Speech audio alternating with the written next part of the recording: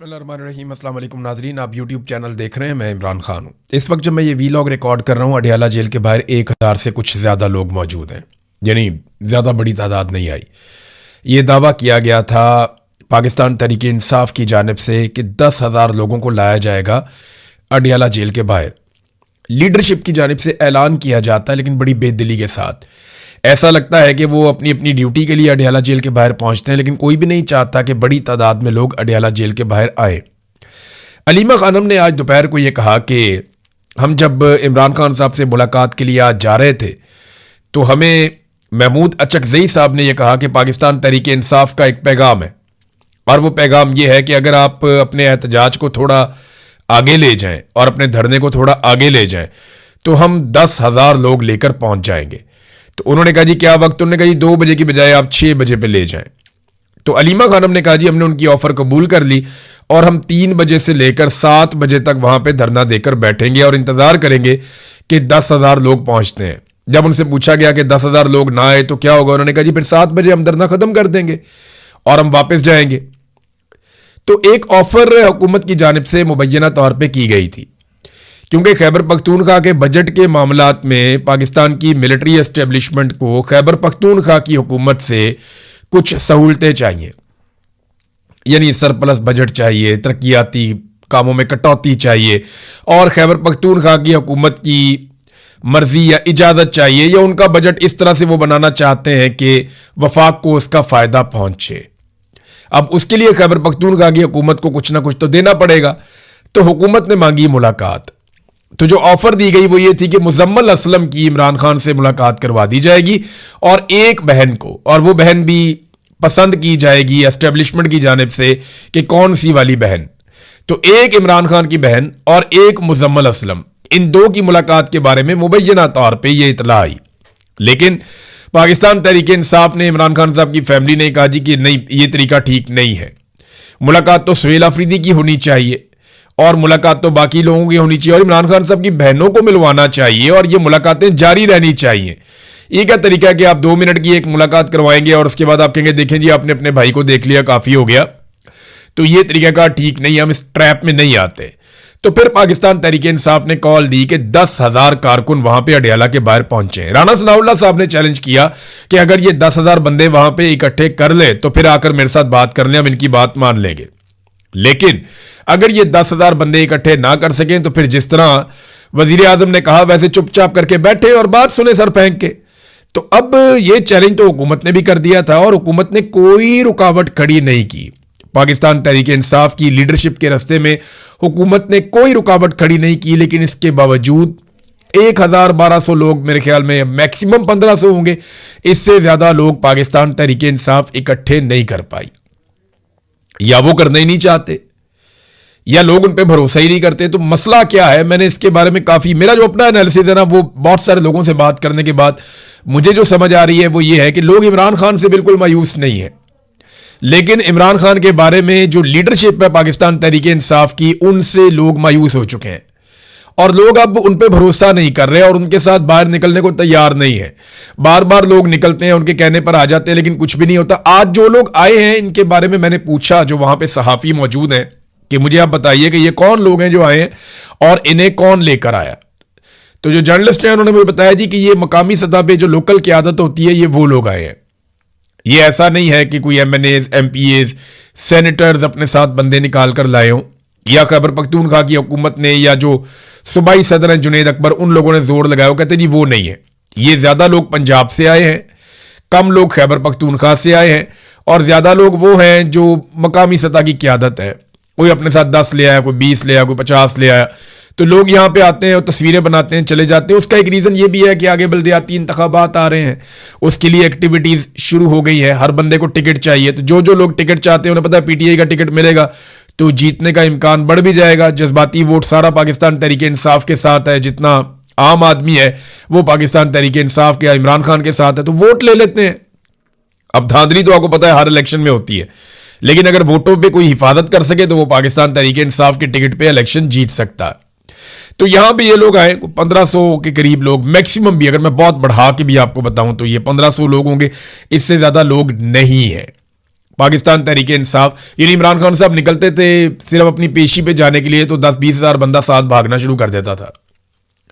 लोग पैदल निकल पड़ते थे, 1-1, 1.5 किलोमीटर तक अवाम ही अवाम होती थी, सर ही सर होते थे। ये इमरान खान साहब जब पेशी पे जाते थे तब की बात है। तो उस इमरान खान के लिए लोग कॉल करते हैं और सिर्फ 10,000 बंदा अडियाला के बाहर नहीं आता, ये बात समझ में आने वाली नहीं है।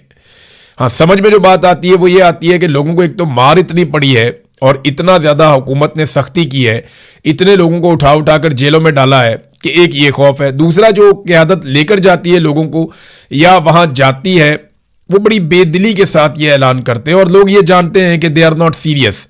जब भी कभी कोई सीरियस तहरीक चलती है या कोई संजीदगी के साथ आगे बढ़ता है तो लोग उसको रिस्पॉन्ड करते हैं, लेकिन ओवरऑल एक मायूसी है जो हम देख रहे हैं। लेकिन जो भी एहतजाज होता है ना उसकी लंबी तैयारी होती है। आज अगर जॉइंट अवामी एक्शन कमेटी एक मजबूत अवामी एहतजाज खड़ा करने में कामयाब हुई, मैंने कल के मनादिर देखे तो बहुत बड़ी तादाद में लोग निकल कर आ गए थे क्रैकडाउन के बाद, और पूरा पंडाल ना सिर्फ भरा हुआ था बल्कि अलग अलग जगहों पर धरने हो रहे थे। तो ये इतनी स्ट्रेंथ आपके अंदर तब आती है जब आपने कई महीनों की तैयारी की हुई हो। पाकिस्तान तहरीक इंसाफ फौरी तौर पे कहती है जी कल आना है, परसों आना है, तो वो लोग कहां आएंगे? आपको तैयारी करनी पड़ेगी। आज होना तो ये चाहिए कि पाकिस्तान तहरीक इंसाफ 5 अगस्त 2026 की तारीख दे दे और अपनी डिमांड सामने रख दे कि जनाब ये हमारी डेडलाइन है और ये हमारी डिमांड्स हैं। अगर ये डिमांड्स नहीं मानी जाती तो 5 अगस्त 2026 को हम पूरा पाकिस्तान लेकर अडियाला की तरफ जाएंगे या हम इस्लामाबाद की तरफ जाएंगे। कॉल तो फिर इस तरह दी जाती है 50 दिन पहले, 60 दिन पहले, कम से कम 50-60 दिन पहले आप कॉल दें, फिर तैयारियां करें, फिर लोगों को निकालें, पूरा एक बयानिया बने, हर आदमी की ज़हन साजी की जाए, फिर स्ट्रीट मूवमेंट चले, फिर लोग निकलते हैं। ऐसे थोड़ी लोग निकलेंगे कि आप कहेंगे लोग आपके जाती मुलाजिम नहीं है। लोग इमरान खान से प्यार बहुत करते हैं, लेकिन लोगों को इमरान खान की जो पॉलिटिकल पार्टी है उसकी लीडरशिप को वो शक की नज़र से देखते हैं और अब वो उनसे मायूस हो चुके हैं। देखें वो कॉलें दे दे के थक गए, लोग नहीं निकलते ऐसे। तो आपको पूरी तैयारी करनी पड़ेगी। अगर आज ये तारीख दे दें, मिसाल के तौर पे आज मिड है जून का, तो अगस्त की 5 तारीख अगर दें तो ये 1.5 माह का टाइम है इनके पास। तो इस 1.5 माह में बड़े पैमाने पे लोगों को इकट्ठा किया जा सकता है। अब आ जाए नाजरीन कुछ और खबरों की तरफ। फैसल वाडा टीवी के ऊपर अचानक से नजर आए। हर मौके पे फैसल वाडा अचानक से आ जाते हैं और आकर चित्रौल शुरू कर देते हैं। ज्यादा चित्रौल वो नून लीग की करते हैं। फैसल वाडा की कई प्रेडिक्शंस गलत भी हुई। यानी इसी फैसल वाडा ने कहा था कि सवाल ही पैदा नहीं होता कि सुहेल अफरीदी वज़ीर आला बन जाए, लेकिन वो बन गया। फैसल वाडा ने और बहुत बातें की थी, बहुत सारी प्रेडिक्शंस गलत हो जाती हैं। ख्वाहिशात होती हैं ना जर्नैलों की, वो इनको बता देते हैं तो वो उनको कहते हैं ये मेरी पेशन गोई है। तो अब वो लगातार नून लीग की चित्रौल कर रहे हैं, उसी बूट के साथ जो बूट उन्होंने काशिफ अब्बासी के प्रोग्राम में उठा के टेबल पर रख दिया था। तो फैसल वाडा जो है वो नून लीग की लितरौल करते हैं और नून लीग वाले एक लफ्ज भी नहीं बोलते। इतना बुरा वक्त तो मैंने नवाज लीग का कभी नहीं देखा था। यानी नवाज लीग के लोगों को मुशर्रफ के दौर में भी मैंने देखा कि वो गैरत खा जाते थे, वो बात करते थे, जोर लगाते थे, मुकाबला करते थे, लेकिन आसिम मुनीर के दौर में वो सिर्फ लितर खाते हैं और वो उनकी बहुत चित्रौल हो रही है। और फैसल वाडा जैसा बंदा कर रहा है जो किराए के वोट लेकर सेनेटर बना हुआ है। और औकात आप सारे जानते हैं फैसल वाडा की, हम सबको पता है। लोग तो इन्हें टॉमी भी कहते हैं, मुझे बहुत बुरा लगता है, लेकिन लोग कहते हैं, उन्हें टॉमी नहीं कहना चाहिए। लेकिन फैसल वाडा ने जर्नैलों की तारीफें की हैं, फौजी क़यादत की बहुत ज़मीन आसमान के कलाबे मिलाए, उनकी तारीफें की, और सियासतदानों को जो है वो ये बहुत रगड़ा लगाते हैं, उनकी ठुकाई करते हैं। तो सियासतदानों के अंदर एक घुसपैठिया है जो जिस थाली में खाता है उसी में छेद करता है। सियासतदानों को ना ऐसे लोगों को पहचानना चाहिए और उनको अपनी सफ़ों से अलग करना चाहिए। जो सियासतदानों को ही गाली देता है और सियासतदान के तौर पे ही पहचाना जाता है। हमारे सहाफ़ियों में भी ऐसे लोग हैं। एक सहाफ़ी है ऐसा, वो हर जगह बैठ के ना सहाफ़ियों को गालियां देता है और वो ये कहता है कि पाकिस्तान में मीडिया पे 10 साल के लिए पाबंदी लगा देनी चाहिए, पाकिस्तान में मीडिया होना ही नहीं चाहिए, जो करा रहा है मीडिया करा रहा है। अच्छा, जैसे ही नवाज शरीफ का दौर आता है ना तो ये बहरूपिया जो एक सहाफ़ी है ये हर जगह बैठ के ये कहता है कि आप बंद कर दें, और वो सुन रहा है तो उसको पता है कि मैं उसका नाम ले रहा हूं और मैं उसके बारे में कह रहा हूं। और अगर वो अपनी हरकतों से बाज नहीं आएगा ना तो ये जो भरम है ये भी जाता रहेगा। तो ये मीडिया को गालियां देता है नवाज शरीफ के दौर में कि मीडिया अच्छा नहीं है। इमरान खान के दौर में ये आज़ादी इज़हार राय का एक दाई बन जाता है, एक उसके लिए बहुत बड़ी आवाज़ बन जाता है। तो यहाँ एक से एक जो है वो मनहूस बैठे हुए हैं जो अपने अपने फ़ायदे की बात करते हैं। मिसाल के तौर पे आप ये देखें कि जो सीसीडी ने कत्लेआम किया, एक सानिया साहिवाल हुआ था, हमने उस पर कितनी आवाज उठाई थी। पाकिस्तान के मीडिया ने ट्रांसमिशंस कर दी थी, हेडलाइंस चलती थी, बहुत रोला डल गया था पूरे मीडिया पे, शोर मच गया था कि साहिवाल के अंदर जो सीटीडी ने किया उस दौर में वो कितना बड़ा जुल्म था। उस जुल्म के खिलाफ हम सब ने आवाज उठाई। यानी जितनी आवाज मैंने उस जुल्म के खिलाफ उठाई थी उसका 20% भी मैंने खुद जाती तौर पे आपके सामने मैं एडमिट कर रहा हूं, एतराफ कर रहा हूं कि मैंने ये जो जुल्म हुआ चकवाल में इसके खिलाफ 20% भी आवाज नहीं उठाई। वजह यह है कि निजाम ने हमें मायूसी कर दी है।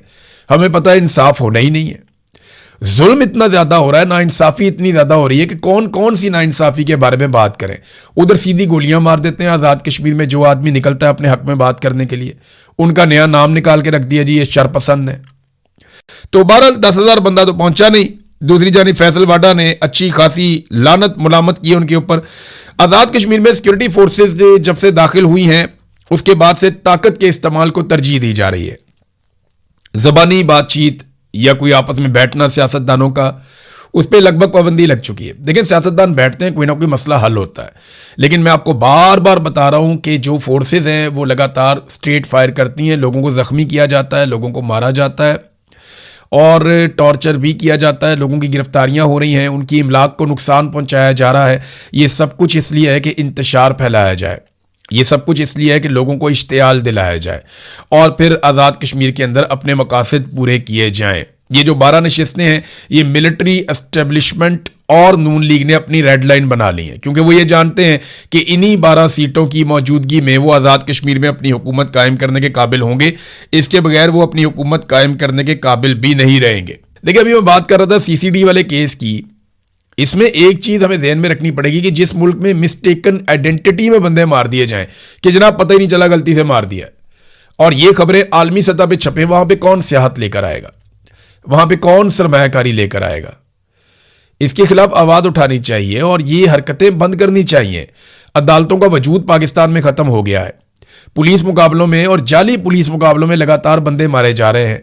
दहशतगर्दी पाकिस्तान में बढ़ती चली जा रही है, कम होने का नाम ही नहीं ले रही। तो ये सारी चीजें अगर आप प्लस माइनस करके देखें तो पाकिस्तान खसारे में जा रहा है और उसका जिम्मेदार कौन है? पाकिस्तान की मुसल्लत करदा हुकूमत। और इसको मुसल्लत किसने किया? फील्ड मार्शल आसिम मुनीर ने। अपने मफाद के लिए देखे ना, उन्हें ही फायदा पहुंचा है ना, पाकिस्तान को तो नुकसान ही हुआ।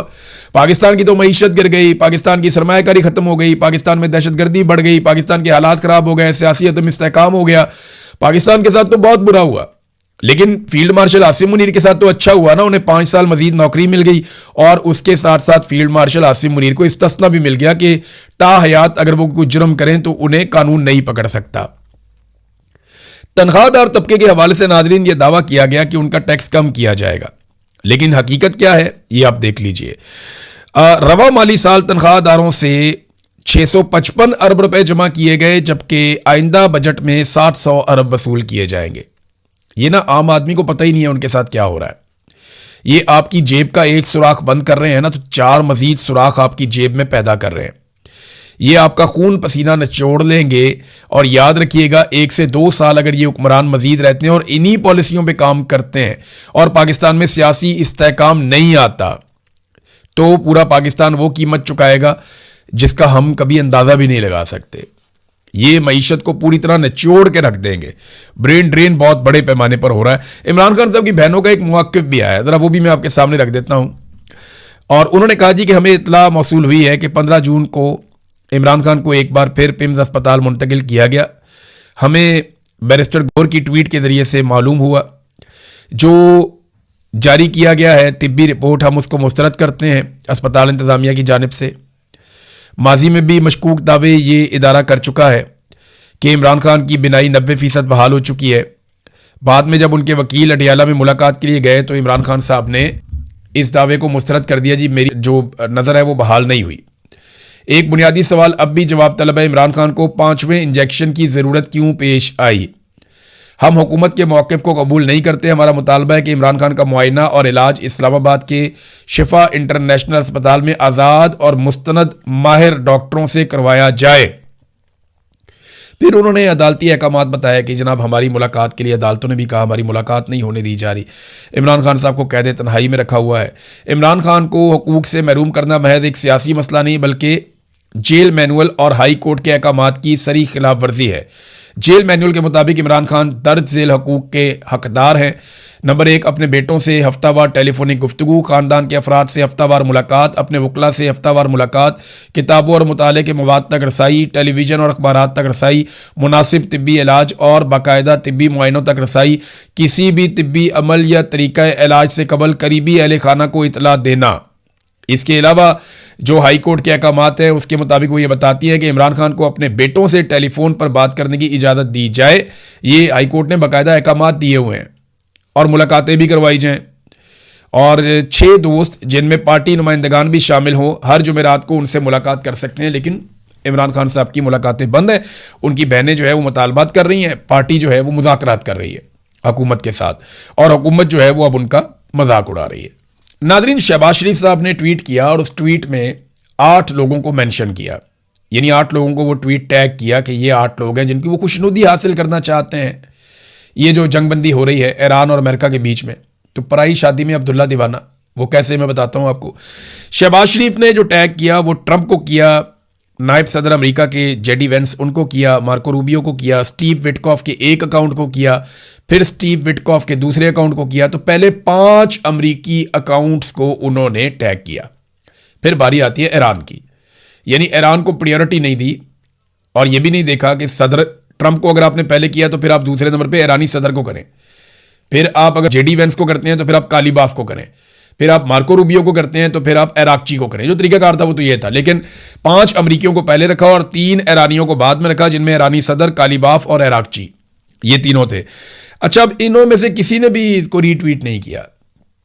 जब मैंने इसको देखा उस वक्त तक किसी ने भी शहबाज शरीफ के ट्वीट को रीट्वीट नहीं किया, हालांकि इनको मेंशन किया गया। जब आप किसी को मेंशन करते हैं तो उसका मकसद यही होता है कि वो इस पर रिस्पॉन्ड करे या कम से कम वो देख ले, लेकिन किसी ने भी रीट्वीट नहीं किया शहबाज शरीफ के ट्वीट को।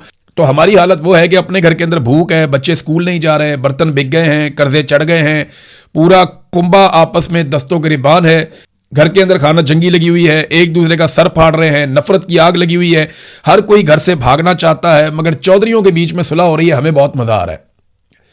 यानी अपने घर के अंदर भूख नाच रही है, अपने घर की हालत यह है कि कर्जे चढ़ रहे हैं, अपने घर की हालत यह है कि कोई चीज सही तरीके से नहीं हो रही, तरतीब के साथ कुछ नहीं हो रहा। और बेगानी शादी में अब्दुल्ला दीवाना, बस इसी को बोलते हैं। ये कहावत एग्जैक्टली पाकिस्तान के जो हुक्मरान हैं उनके ऊपर सादिक आती है। नाज़रीन, 28वीं आईनी तरमीम की तैयारियां तकरीबन मुकम्मल हैं और एस्टेब्लिशमेंट किसी भी वक्त इसका मतन जो है वो सियासतदानों के हवाले कर सकती है।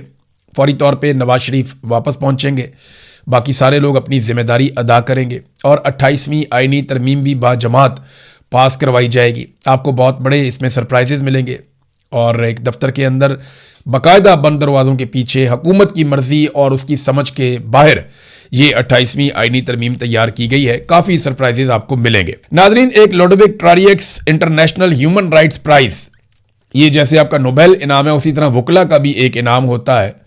जो स्ट्रगल करने वाले, इंसानी हकूक़ के लिए आवाज़ उठाने वाले वकला को बैनुल-अक़वामी सतह पे उनको एक पहचान दी जाती है, उन्हें एक अवार्ड से नवाजा जाता है कि ये वो वकला हैं जिन्होंने आगे बढ़ के इंसानियत की खिदमत की और इंसानी हकूक़ के लिए बेहतरीन आवाज़ उठाई। जैसे नोबेल इनाम है उसी तरह ये वकला का एक बहुत बड़ा इनाम है।